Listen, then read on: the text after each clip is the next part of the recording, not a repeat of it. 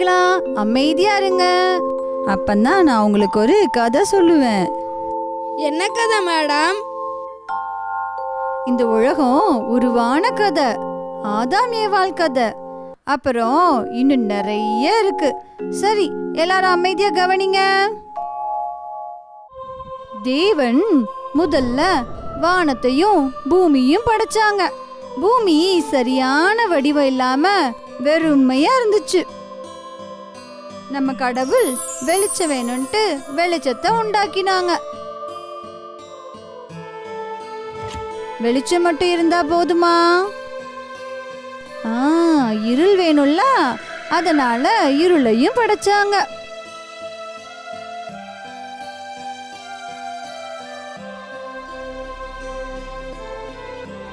வெளிச்சத்துக்கு பகல்னும் இருளுக்கு இரவன்னும் பேர் வச்சாங்க. அப்படியே முதலாம் நாளும் முடிஞ்சிருச்சு. அடுத்ததா கர்த்தர் பூமியின் மேல வானத்தை உண்டாக்கினாங்க. வானத்தின் கீழே அழகழகான மேக கூட்டங்களை உண்டாக்கினாங்க. அப்படியே இரண்டாம் நாளும் முடிஞ்சிருச்சு.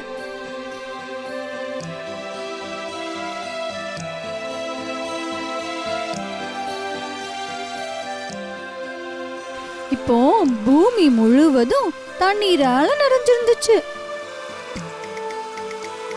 தண்ணி எல்லாம் ஒரே பக்கமா சேர்த்தாங்க.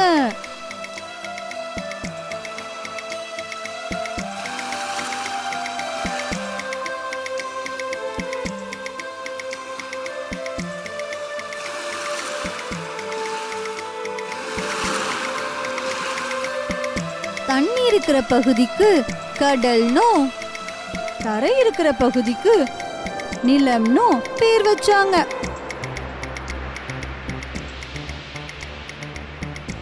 நம்ம கர்த்தர் அந்த நிலப்பகுதியில பல வகையான தாவரங்களை படைச்சாங்க.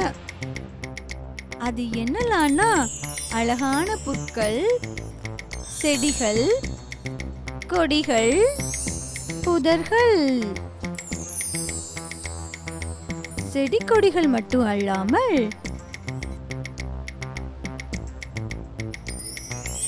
பூத்து குலுங்கும் மலர்கள் முதல்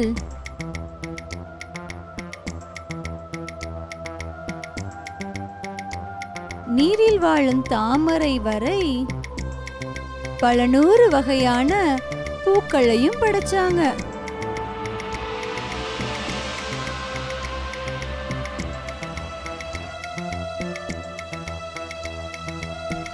சின்ன சின்ன செடி கொடிகளை மட்டும் அல்லாம வான தொடுற அளவுக்கு உயரமான மரங்களையும் படைச்சாங்க. இவையெல்லாம் படைச்சு முடிச்சதும் வெறுமையா இருந்த பூமி செடி கொடிகள், மரங்கள், பூக்களால நிறைஞ்சு அழகா பூமியா மாறிடுச்சு.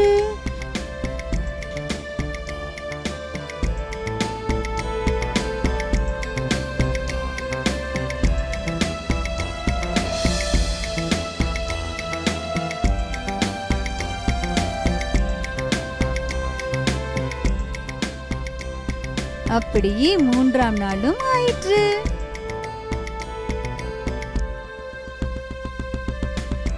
தேவன் பூமியில் மேல் சூரியனையும் நிலாவையும் படைச்சாங்க. பகலை ஆள சூரியனையும் இரவை நிலாவும் ஆளும்படி செஞ்சாங்க.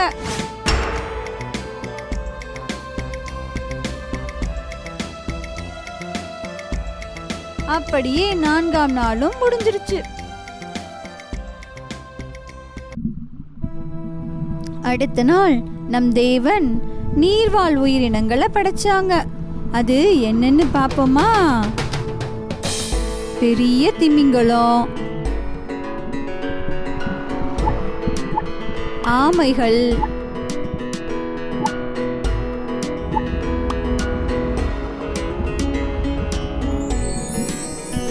சின்ன சின்ன மீன்கள்,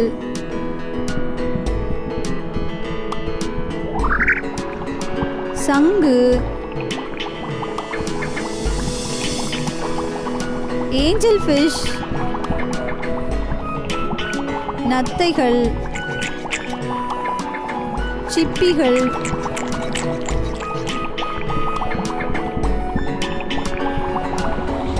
வண்ண மீன்கள்,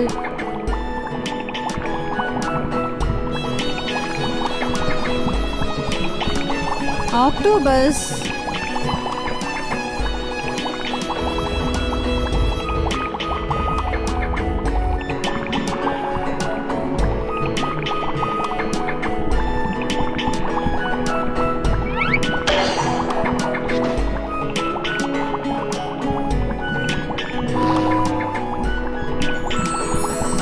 வரிசையாக நீந்தி வரும் கடல் குதிரைகள்,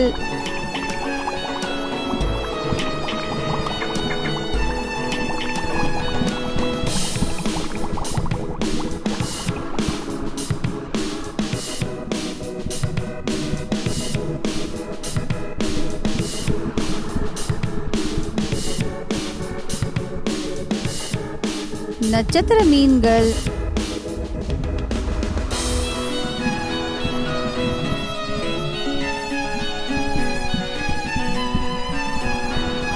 நண்டுகள்,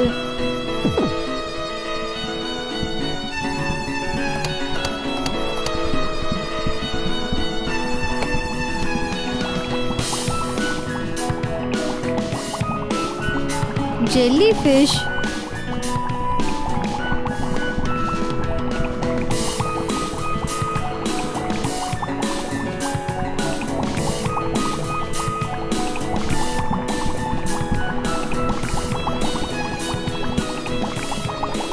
இன்னும் பல வகையான கடல் ஜந்துக்களை நம்முடைய தேவன் இந்த கடல்ல படைச்சாங்க.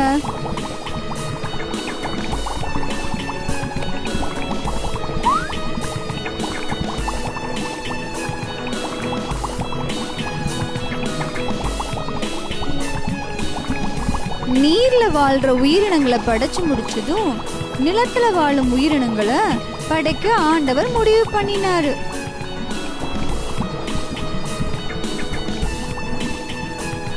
முதல்ல பறவைகளை படைச்சாரு.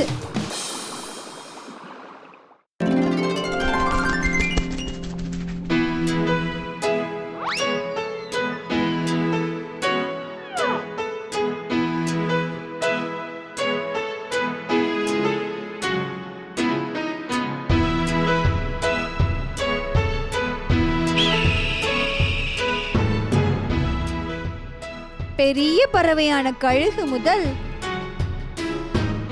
சிறிய பறவையான சிட்டுக்குருவி, மரங்கொத்தி பறவை,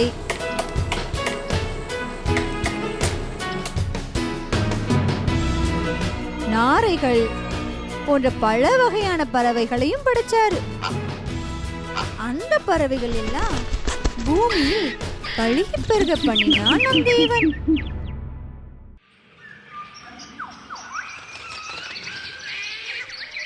பறவைகள் எல்லாம் படைச்சு முடிச்சதும் நம் தேவன் மிருகங்களை படைக்க முடிவு பண்ணினாங்க. சாதுவான முயல்,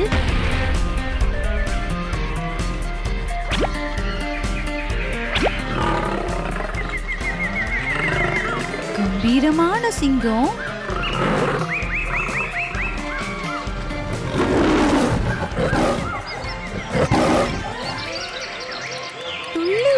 மான்கள்னு பல வகையான மிருகங்கள் இருந்தாலும் அதுங்களுக்குள்ள சண்டையே வந்ததில்லை. எல்லாமே ஒற்றுமையா இருந்துச்சு. அது போல நம்மளும் ஒற்றுமையா இருக்கணும்.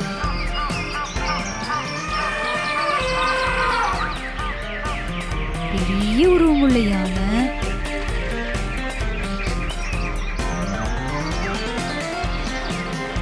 காண்டாமிருகம்,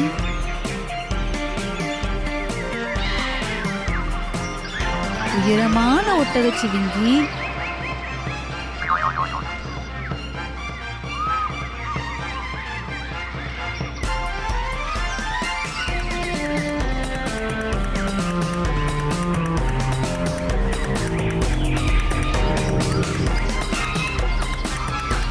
மரத்துக்கு மரம் தாவும் குரங்கு போன்ற எண்ணற்ற விலங்குகளையும் படைச்சாங்க.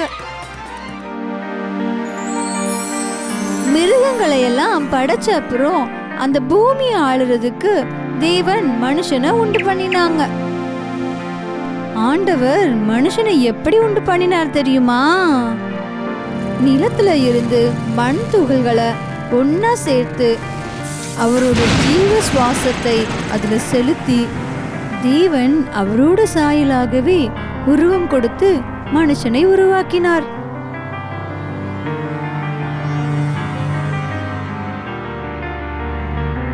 அவனுக்கு ஆண்டவர் ஆதாம் என்று பெயரிட்டார்.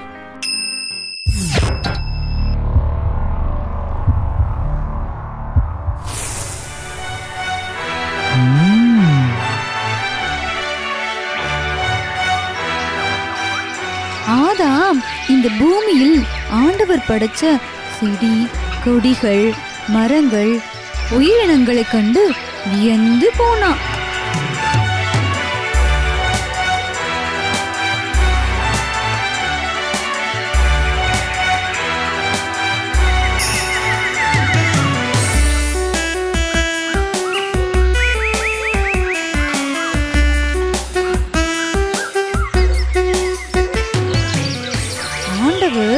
அவனுக்கு உணவாக பழங்களையும்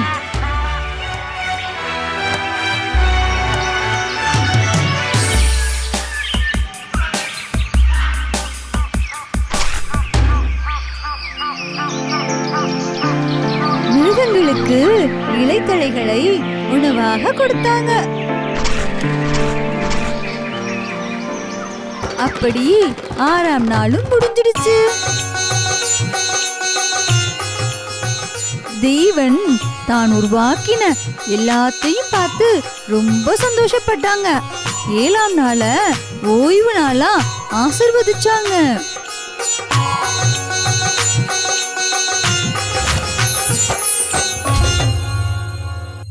கடவுள் ஆதாமுக்கு ஏதேனும் ஒரு அழகான தோட்டத்தை உருவாக்கி கொடுத்தாங்க.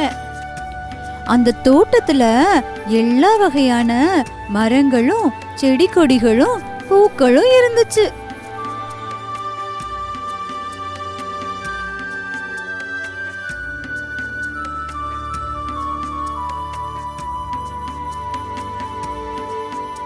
அந்த தோட்டத்துல 4 திசைகளிலும் பாயிற மாதிரி நதிகளை உண்டு பண்ணினாங்க.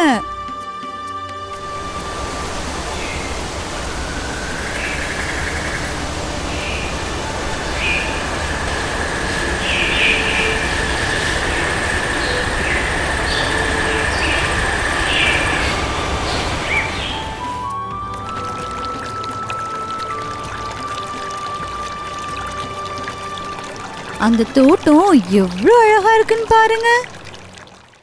ஆதாம் அந்த தோட்டத்துல மகிழ்ச்சியா இருந்தான்.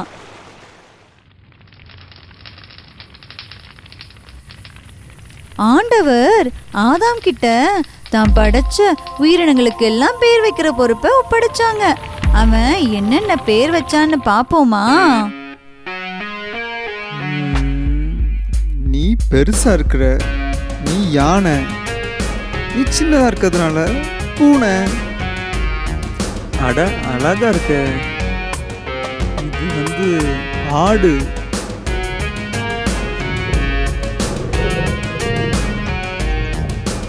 நீ சிறுத்தை. இது என்ன சத்தம்? இது சிங்கம். ஆதாம் தனியா இருந்தா போர் அடிக்கும்ல, அதனால அவனுக்கு ஒரு துணையை உருவாக்கணும்னு ஆண்டவர் அவனுக்கு நல்ல தூக்கத்தை வர வச்சாங்க. அவன் தூங்கிட்டு இருக்க மூச்சுல அவனுடைய விலா எலும்பை எடுத்து அதுல இருந்து ஒரு பொண்ணை உருவாக்கினாங்க.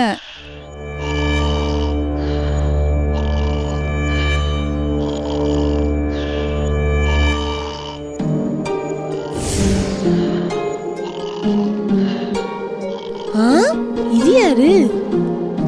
தூங்கிட்டு இருந்த ஆதாம் இப்ப கண் முழிச்சு அவளை பாக்குறான்.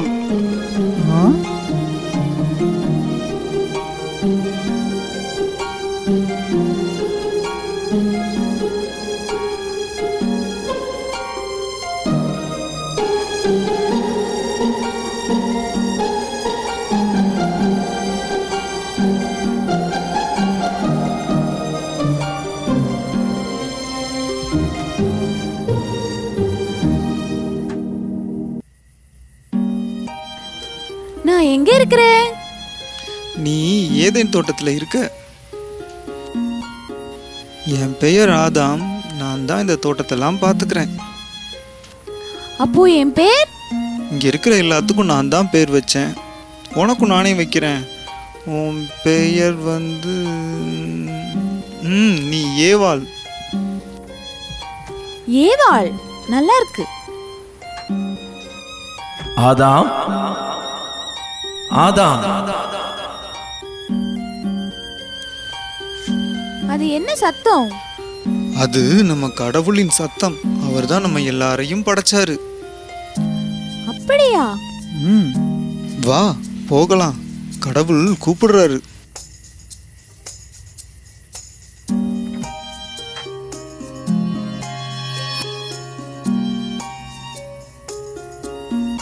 ஆதாம், ஏவா, உங்களை படைச்சதுல எனக்கு ரொம்ப சந்தோஷம். இந்த தோட்டத்தில் நீங்க குடியிருந்து எல்லாத்தையும் நல்லா அனுபவிச்சுக்கோங்க. இங்க வாழ்ற உயிரினங்கள், மரம், செடி, கொடிகள் எல்லாத்தையும் நான் உங்களுக்கு கொடுத்துருக்கிறேன். இதை அனுபவிக்கிறதுக்கு உங்களுக்கு சகல உரிமை உண்டு. இந்த தோட்டத்து நடுவில் இருக்குது இல்லையா, அந்த நன்மை தீமை அறிகிற அந்த மரத்தின் கனியை மாத்திரம் நீங்க தொடவும் கூடாது. அதை நீங்க பறிச்சு புசிக்கவும் கூடாது. சரி ஆண்டவரே, நாங்க அந்த மரத்தின் கனியை சாப்பிடவே மாட்டோம். ஆமாண்டவரே, நாங்க சாப்பிட மாட்டோம்.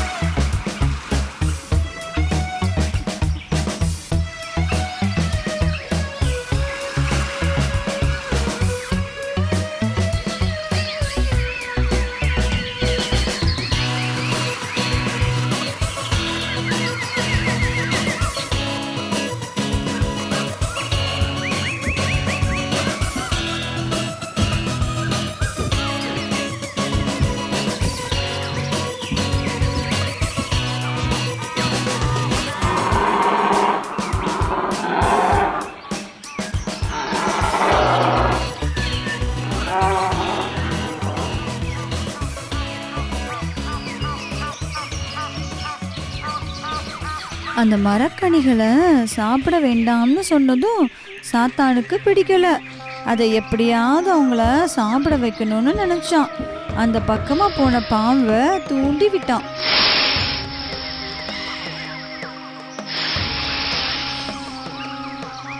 ஏவாள், இந்த பக்கம். என்ன, நீ எப்பவும் தனியாவே இருக்கியே? ஏன்? அத்தை விடு, உனக்கு நல்லது பண்ணலான்னு வந்திருக்கேன். நல்லதா? அது என்னது? இந்த தோட்டத்துல நடுவுல ஒரு மரம் இருக்குல்ல, அதோட பழத்தை சாப்பிட்டேன். பா, என்ன டேஸ்ட் தெரியுமா? நீ சாப்பிட்டு பாரு. நான் சாப்பிட மாட்டேன். ஆண்டவர் அந்த பழத்தை சாப்பிடக்கூடாதுன்னு சொல்லியிருக்காரு. நீ சரியான முட்டாளு. அந்த பழம் கடவுளுங்க சாப்பிடுறது. நீங்க சாப்பிட்டீங்க, அவங்கள மாதிரியே ஆயிடுவீங்க. அதனால தான் உன்னை வானான்னு சொல்லிக்கிறாரு. நீ நிஜமாவா சொல்ற? அப்போ நீ இன்னும் நம்பல. அந்த பழத்தை கடவுளுங்க சாப்பிட்றத நான் கண்ணால பார்த்துருக்கேன். அதனால தான் உன்கிட்ட சாப்பிடுன்னு சொல்றேன். நீயும் போய் சாப்பிடு. அது இல்ல, அப்போ சாப்பிடலான்னு சொல்றியா? அத்தை தான் நான் முதல்ல இருந்து சொல்லிட்டே இருக்கிறேன். போய் சாப்பிட்டு தான் பாருங்களேன். போங்க மகாராணி, போங்க, போய் சாப்பிடுங்க. நான் வர்றேன். அப்பா, ஏதோ நம்மளால முடிஞ்சது.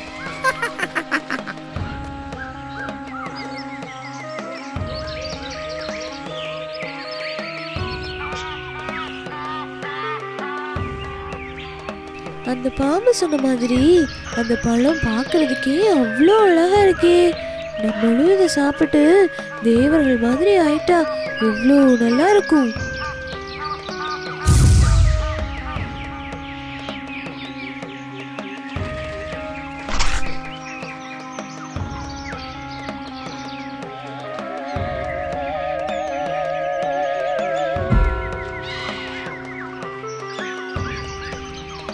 அந்த பழத்தை சாப்பிட்டதும் ஏவாள் ஆடை இல்லாம இருக்கேன்னு உணர்ந்தா.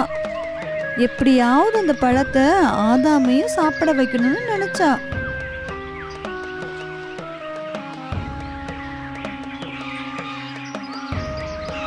ஆதாம், ஆதாம், என்ன ஏவாள்? நீ இந்த பழத்தை சாப்பிடு. இது ரொம்ப ருசியா இருக்கு. என்ன பழம்? நீ சாப்பிடு சொல்றேன். சரி கொடு, சாப்பிட்றேன். ஏவாள், இந்த பழம் நல்லா இருக்கு. ஆனா நான் அந்த பழத்தை சாப்பிட்டதும் 2 பேரும் ட்ரெஸ் இல்லாம இருக்கிறதா உணர்ந்தாங்க. அத்திமர இலைய பறிச்சு ஆடையா உடுத்திக்கிட்டாங்க. கடவுள் இப்ப வர்ற நேரம்னு தெரிஞ்சதும் 2 பேரும் புதருக்குள்ள போய் ஒளிஞ்சுக்கிட்டாங்க. ஆதாம், ஏவாள், எங்க இருக்கீங்க? ஆண்டவரே, நாங்க இங்க தான் இருக்கிறோம். ஆடை இல்லாம இருக்கிறதுனால ஒளிஞ்சுக்கிட்டு இருக்கோம். ஆடை இல்லையா? அதை எப்படி நீங்க உணர்ந்தீங்க? நான் புசிக்க கூடாதுன்னு சொன்ன அந்த மரத்தின் கனியை நீங்க புசிச்சீங்களோ? ஆமா ஆண்டவரே, ஏவாள் தான் என்னைய அதை சாப்பிட வச்சுட்டா. ஏவாள், என்ன அந்த பாம்பு தான் சாப்பிட வச்சது. நீங்க என் பேச்சை மீறிட்டீங்க. அந்த பாம்பு எங்க? நீங்களும் வெளியே வாங்க. ஏய் பாம்பே, நீ ஏன் இப்படி செய்த? இன்னையில இருந்து உனக்கும் மனிதருக்கும் இடையில தீராத பகையை நான் உண்டாக்குறேன். உன்னை எங்கெங்கெல்லாம் பார்க்குறாங்களோ அந்த இடத்துலலாம் உன்னை அடிச்சு கொள்ளுவாங்க. நீ அவங்கள தீண்டுவ. இதுதான் உனக்கு நான் கொடுக்கிற சாபம்.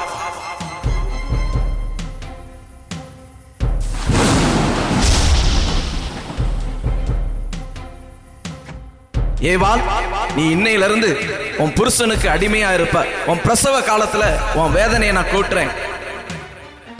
அதான் உன் நெத்தி வேர்வை நிலத்துல விழுந்தா மாத்திரம் தான் உனக்கு ஆகாரம் கிடைக்கும். நீ எந்த மண்ணுல இருந்து எடுக்கப்பட்டியோ அந்த மண்ணுக்கே மீண்டும் திரும்புவ. நீங்க என் பேச்சு மீறிட்டீங்க. இனி இந்த தோட்டத்துல உங்களுக்கு இருக்கிறதுக்கு உரிமை இல்லை. நீங்க 2 பேருமே இப்போ வெளியே போங்க. தேவன் அவர்களுக்கு தோலினால் ஆன ஆடைய கொடுத்து 2 பேரையும் தோட்டத்தை விட்டே வெளியே அனுப்பிட்டாங்க.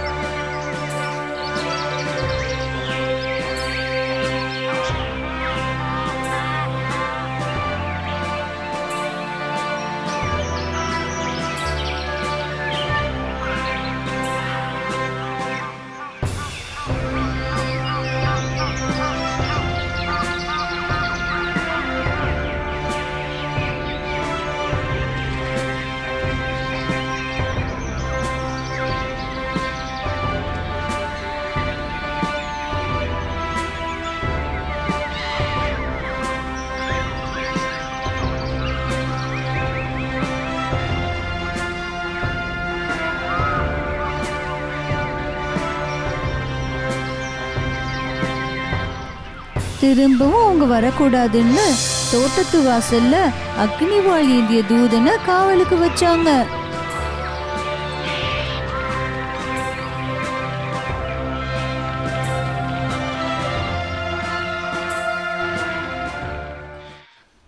என்ன பசங்களா, ஆதாம் ஏவாள் கதை பிடிச்சிருக்கா? இதுல இருந்து என்ன தெரிஞ்சது உங்களுக்கு? ஆண்டவர் பேச்ச மீறக்கூடாது. Very good. நாம அடுத்த வாரம் இன்னொரு கதை பார்ப்போமா? இப்ப ஜெபம் பண்ணலாம். அன்புள்ள ஏசப்பா, நாங்க இனிமேல் நல்ல பிள்ளைங்களா இருக்கணும். அப்பா அம்மா பேச்சை கேட்டு நடக்கணும். உங்களுக்கு பிரியமான பிள்ளையா இருக்கணும். ஆமென்.